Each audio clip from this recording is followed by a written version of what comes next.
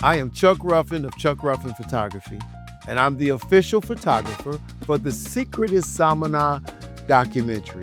And you are now behind the lens.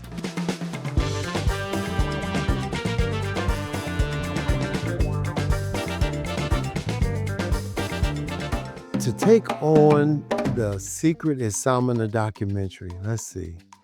Number one, I have an immense passion for Black history. Now, this gave me a chance to travel to the Dominican Republic, a place I had never been before, and to cover a story I had most recently learned about prior to coming to the trip. And so this was an adventure. It was an adventure. It was so important for me to be able to be a part of this work and then share it with the public. And because one of the things that we want to do is make sure we're informed. And the first thing I noticed as a photographer is colors.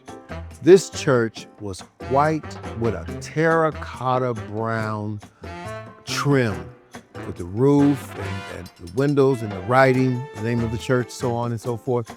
So it's beautiful, and it's an old church, and it's well kept. So this is an opportunity to get great shots of a great aesthetic. So we were there prior to the church opening for the morning service. So the morning service was about to begin. I was walking around the grounds, and all of a sudden I look up and there's Pastor Justino.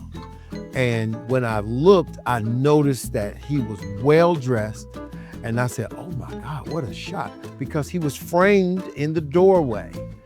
And this was the way he greeted his people every day. So now we get a chance to capture the moment.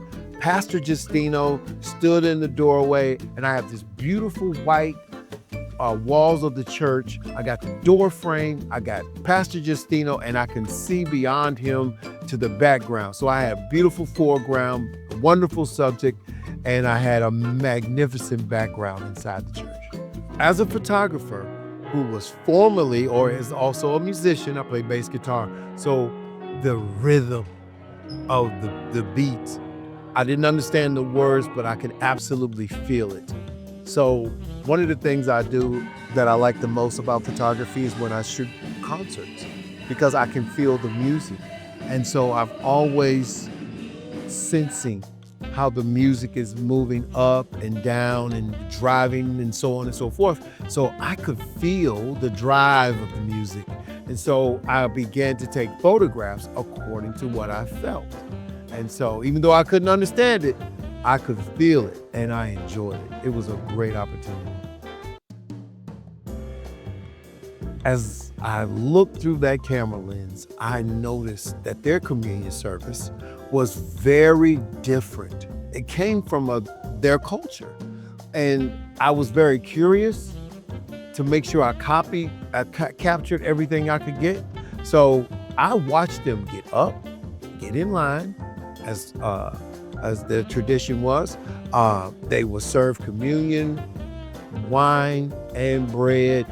And I also noticed that they were very serious, that they were very sincere. Not saying anybody else was, but I could see that on them.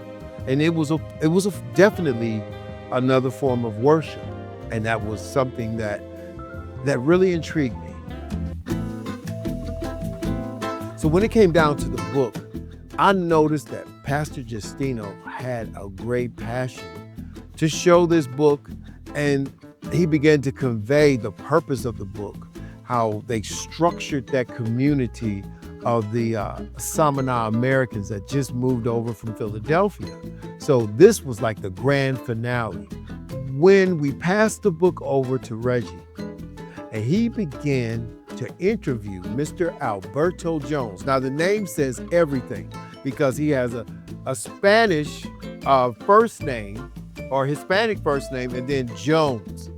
He was a representative of the early settlers that came over from Philadelphia, and his name said it all. And the other thing that blew me away was he spoke Dominican Spanish, but when the interview started, he spoke English with a slight Philadelphia accent. This was amazing to me. This was the highlight of the trip. And he was blind, but he spoke with great passion and great confidence. It was a great interview. Everybody needs to watch this. No matter what your ethnicity is, no matter what your background is, this is a wonderful piece of history. It's a wonderful story that needs to be shared and told. Now look, whether some people are uninformed, some of them are misinformed, and there are a few that are informed about this, but you need this information. My hope is that a movie is produced from this, because this seems to me to be an untold story, but it's an untold story of some very, very driven, purpose people who left this country, the US of A, during a time of slavery and racism, to go somewhere else and start their own life. And their own life, and they're in a new community, and they did so.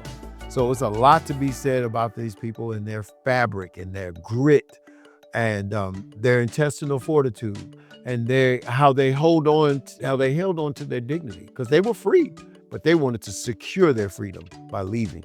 It was a wonderful story. It needs to be told.